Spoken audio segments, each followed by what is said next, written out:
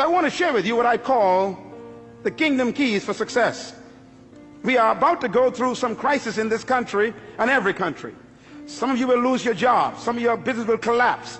Some of you will have downsizing and right sizing. Some of you will have problems trying to keep your house. And some of you are going to actually lose your capacity to generate income. And I've been sent here by God, perhaps just among the other leaders, to tell you, look, if you're going to make it through the crisis, you have to focus on management.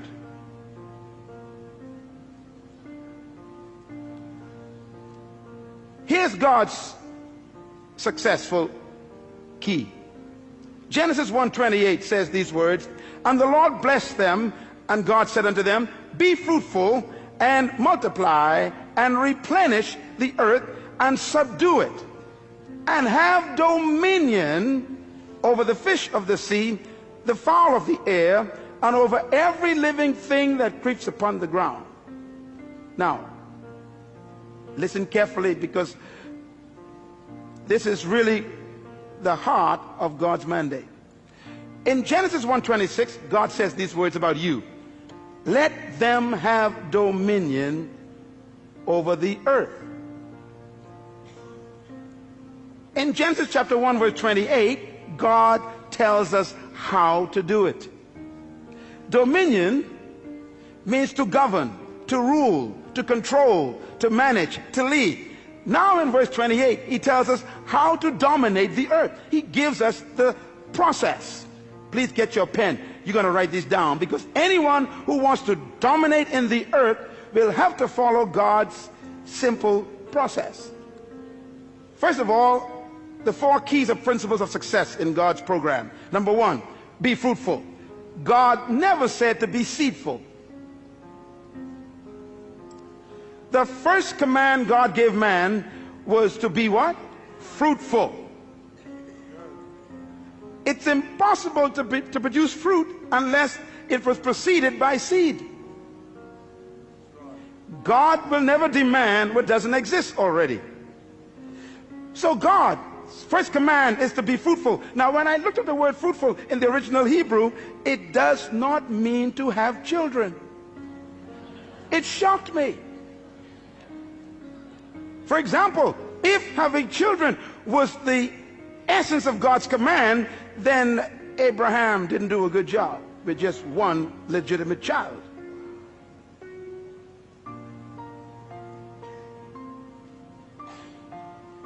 The word fruitful, write it down, it means productive.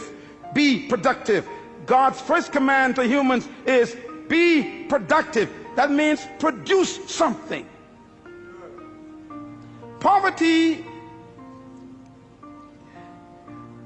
is the absence of self-production. I remember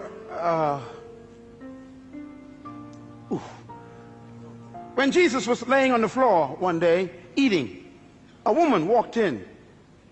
It was illegal for her to do that where men were eating at that time, and she stepped over Peter, James, and John, and she came to him, and she took this beautiful stone bottle, and she broke the top, and she poured this ointment over his body, and she began to rub it into his flesh and into his feet, and the scent filled the room. And right away the men knew this scent indicates a quality of ointment that was very expensive. Matter of fact, it was imported from Egypt. They knew it. It was used for embalming bodies. It cost $12,000 to $13,000 US in our day. That's why they said this is a year's wages in one bottle. And they complained to him and said, sir, why do you let this woman waste this precious money on your body? And Jesus said something very important. They said it could have been given to the poor. His answer was, the poor you always have with you. Now, when I looked at the word poor there, it shocked me. It doesn't mean those who lack. It means non-productive ones.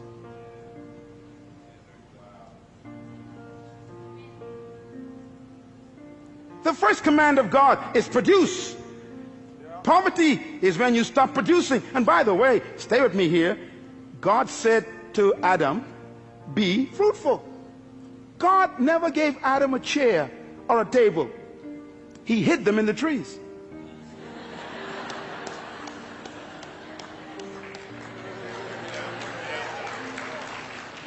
God never gave man shoes. He hid them in the cows. God never built a building before. He hid the buildings in the dirt, in the concrete. He hid the cars in the ore, in the mountains. Be fruitful.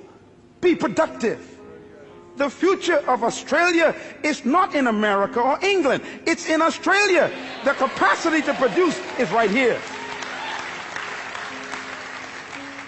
Poverty is a lack of creativity, not a lack of resources. There is no crisis except a crisis of creativity. No money has left the planet. No matter what they say around the world, no money went to the moon, no money went to Mars. It's all still here. And it will be attracted to creativity, because crisis creates creativity and innovation. It is those who are productive that will attract resources.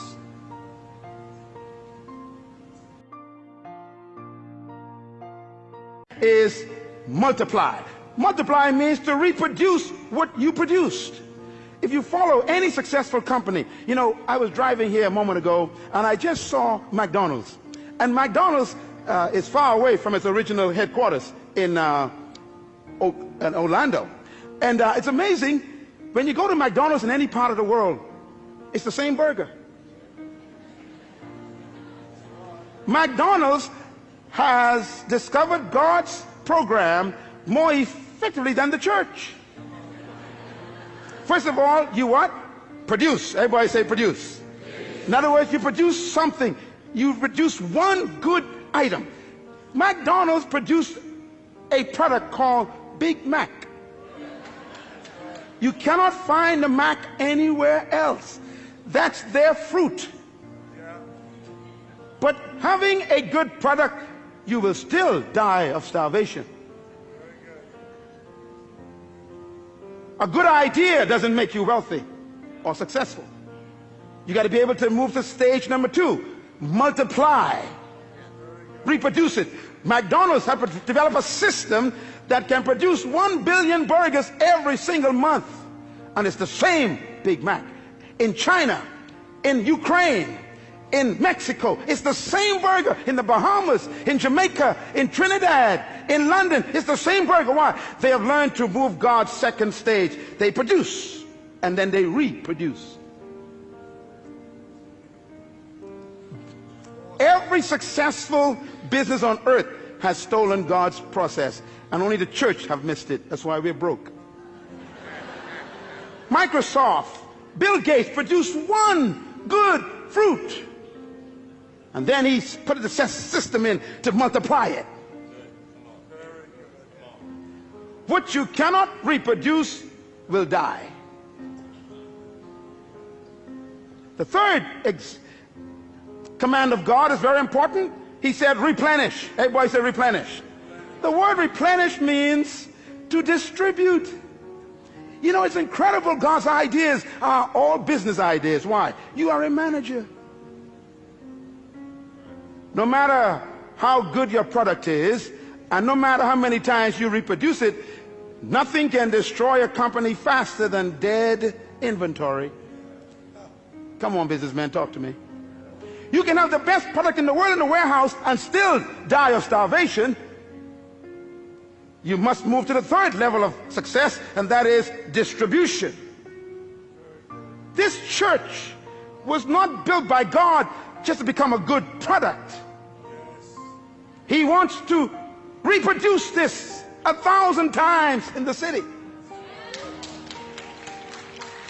And then he wants to distribute it to other nations of the world.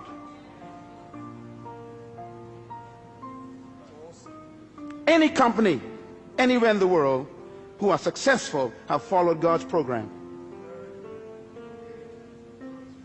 The fourth level of God's success management program is, he said, subdue. Subdue means to control the market. You know, McDonald's have no interest in competition. They are after domination. Yeah. If you are in business and you don't have a plan to dominate the market, get out of the business.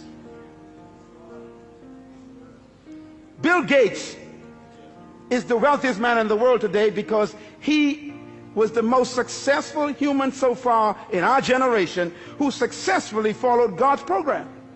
He produced a fruit, he reproduced it, and then he distributed it in every computer, and he was so successful that the entire government was threatened in the United States. He began to dominate the entire computer market. So they called him into Congress, sat him down, and said, "You can't do this. You're too successful. You can't control every computer in the world." His success made him a threat. What are you doing with your gift? That's why I'm here today. You were born with a gift. Oh, I need 2 more sessions for this. This is too important. Listen to me. Your life is a packaged seed bag.